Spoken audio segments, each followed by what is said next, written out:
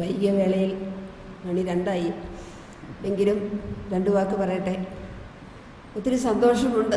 എന്താണെന്നറിയില്ല, ഒത്തിരിയേറെ നിഗൂഢ രഹസ്യങ്ങൾ ദൈവം ഈ മനുഷ്യനിലൂടെ വെളിപ്പെടുത്തി തരുന്നത് കാണുമ്പോൾ ദൈവത്തോട് ദൈവം മനുഷ്യനെ എത്രയധികമായിട്ട് ഉപയോഗിക്കുന്നു എന്നുള്ളതാണ്. ദൈവത്തിന് മനുഷ്യരിലൂടെയാണല്ലോ രഹസ്യങ്ങൾ വെളിപ്പെടുത്താൻ എളുപ്പം.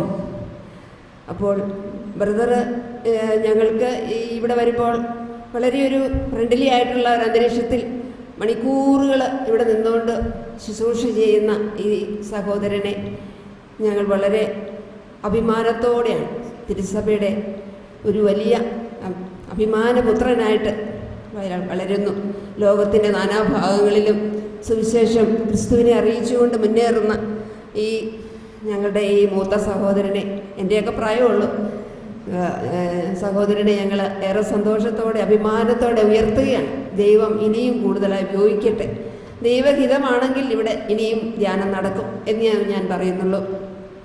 അപ്പോൾ ഒത്തിരി നന്ദിയും സന്തോഷവുമുണ്ട്. ബഹുമാനപ്പെട്ട അച്ഛൻ എല്ലാ ദിവസവും വന്ന് നമ്മളെ സഹായിച്ചു. ഇതിനൊരു മുൻകൈ എടുത്ത് മേൽനോട്ടം വഹിച്ചു. കുര്യൻ മറ്റത്തിൽ അച്ഛനെയും തോമസ് പോൾ ബ്രദറിൻ്റെ കൂടെയുള്ള സഹോദരന്മാർ എല്ലാവരെയും നന്ദിയോടും സ്നേഹത്തോടും കൂടി ഓർക്കുകയും ഈ ദിവസങ്ങൾ ഇവിടെ അനുഗ്രഹീതമായ ദിവസങ്ങൾ ഇവിടെ ആയിരിക്കുവാൻ സാധിച്ചതിൽ നന്ദിയുണ്ട്. നിങ്ങൾ ഓരോരുത്തരും ഇവിടെ വന്നതിനും നന്ദിയുണ്ട്. ഇന്ത്യയുടെ തന്നെ, അതല്ല ഇന്ത്യയല്ല, ലോകത്തിൻ്റെ തന്നെ പല ഭാഗങ്ങളിൽ നിന്നുള്ളവരാണ് ഇവിടെ ഇപ്പോൾ ആയിരിക്കുന്നതെന്ന് പറയാൻ പറ്റും. കുറച്ച് പേരേ ഉള്ളൂ എങ്കിലും 110-110 പേര് രജിസ്റ്റർ ചെയ്തതാണ്. പക്ഷേ വന്നപ്പം ഇത്രയേ ഉള്ളൂ. പക്ഷേ എങ്കിൽ തന്നെയും അത് വളരെ ഇഫക്റ്റീവായിരുന്നു എന്ന് ഞങ്ങൾക്ക് 100% ഉറപ്പുണ്ട്. അതുകൊണ്ട് നിങ്ങൾക്ക് കിട്ടിയ ഈ ദൈവാനുഗ്രഹം നിലനിർത്തുന്നതിലാണ് കാര്യം. കഴിയുമ്പോൾ ഞങ്ങളെല്ലാ ധ്യാനവും കാണുന്നതാണ്. കഴിയുമ്പോൾ വളരെ ആവേശത്തോടെ പോകും. പക്ഷേ എത്ര നാൾ നീണ്ടു നിൽക്കും എന്നുള്ളതാണ് നമ്മൾ ചിന്തിക്കേണ്ടത്. അതുകൊണ്ട് നിങ്ങൾക്കെല്ലാ ദൈവാനുഗ്രഹങ്ങളും പരിശുദ്ധാത്മാഭിഷേകം വീണ്ടും തുടരെ കിട്ടട്ടെ. ബഹുമാനപ്പെട്ട അച്ഛൻ ഈ അവസാനത്തെ ബലിയിൽ പറഞ്ഞ ചില കാര്യങ്ങൾ പ്രത്യേകം ഓർത്തിരിക്കുക. എങ്ങനെ പരിശുദ്ധാത്മാവിനെ നിലനിർത്താം ഒക്കെ ഓർത്തുകൊണ്ട് നിങ്ങളെ വീണ്ടും ഇവിടെ കാണാം എന്ന് പ്രതീക്ഷിക്കുകയാണ്. ഏതെങ്കിലും ഇല്ലെങ്കിൽ സ്വർഗത്തിൽ വെച്ച് കാണാം. ദൈവസന്നിധിയിൽ നമുക്ക് ഒരുമിച്ച് കൂടാം. തോമസ് പോൾ ബ്രദറിനും സഹോദരന്മാർക്കും അതുപോലെ ഈ ധ്യാനത്തിൽ ഞങ്ങളെ സഹായിച്ച എല്ലാവർക്കും ഒരിക്കൽ കൂടി നന്ദി പറഞ്ഞുകൊണ്ടും നിങ്ങളെ ദൈവം സമൃദ്ധമായി അനുഗ്രഹിക്കട്ടെ. നിങ്ങൾക്ക് നല്ല യാത്ര ആശംസിച്ചുകൊണ്ട് ഞാൻ നിർത്തുന്നു.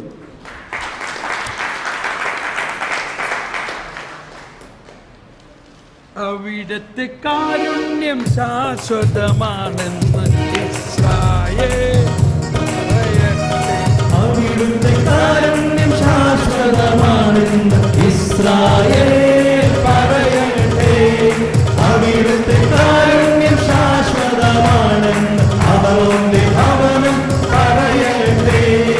അവിടുത്തെ കാരുണ്യം ശാശ്വതമാണെന്ന് കർത്താവിന്റെ ഭക്തന്മാർ പറയട്ടെ. അവിടുത്തെ കാരുണ്യം ശാശ്വതമാണെന്ന് ഇസ്രായേൽ പറയട്ടെ. അവിടുത്തെ കാരുണ്യം ശാശ്വതമാണെന്ന് അവരുടെ ഭവനം പറയട്ടെ. അവിടുത്തെ കാരുണ്യം ശാശ്വതമാണെന്ന് കർത്താവിന്റെ ഭക്തന്മാർ പറയട്ടെ. അവിടുത്തെ കാരുണ്യം ശാശ്വതമാണെന്ന് ഇസ്രായേൽ പറയട്ടെ. Hallelujah, hallelujah. ഈശോ പറഞ്ഞു, സ്ത്രീകളിൽ നിന്ന് ജനിച്ചവരിൽ സ്നാപക യോഹന്നാനേക്കാൾ വലിയവൻ ഇല്ല. അബ്രാഹം പോലും, അല്ലെങ്കിൽ മോശ, പഴയ നിയമത്തിലെ സകല പ്രവാചകന്മാരെക്കാൾ വലുതാണ് സ്നാപക യോഹന്നാൻ. സമ്മതിച്ചോ? പിന്നെ എന്നിട്ടാ പിന്നെ പറഞ്ഞത്, എന്നാൽ സ്വർഗരാജ്യത്തിലെ ഈ ചെറിയവൻ അതാരാ? അത് നമ്മളാണ്. Can you believe this? ആ സ്വർഗരാജ്യത്തിലെ ഈ ചെറിയവൻ അവനേക്കാൾ വലിയവനായിരിക്കും.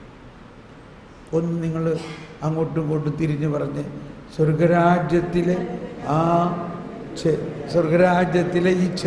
ഈ ചെറിയവൻ സ്നാപക യോഹന്നാനേക്കാൾ വലിയവനായിരിക്കും. ഒന്ന് കൈ കൊടുത്ത് ഒന്ന്.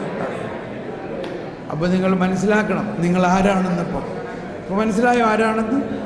ഇനി മറ്റൊരു വിധത്തിൽ പറഞ്ഞാൽ നിങ്ങൾ മറ്റൊരു ക്രിസ്തു തന്നെയാണെന്നുള്ള അഭിമാനത്തോടെ നമുക്ക് പോകാം. എല്ലാവർക്കും നല്ല യാത്ര, നല്ല പുതുജീവിതം.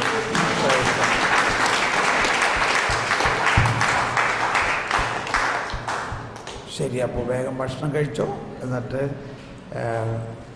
ഭക്ഷണം കഴിക്കാം. Okay, God bless you.